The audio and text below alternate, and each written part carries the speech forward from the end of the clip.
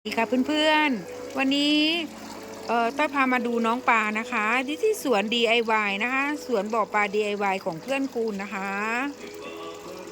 วันนี้มีเสียงเพลงด้วยนะคะดูข้ามหัวนิดนึงนี่นะคะเพื่อนๆอันนี้ไม่อ๋อนี่ค่ะน้องปลาจะฟังเพลงด้วยนี่สวยไหมคะ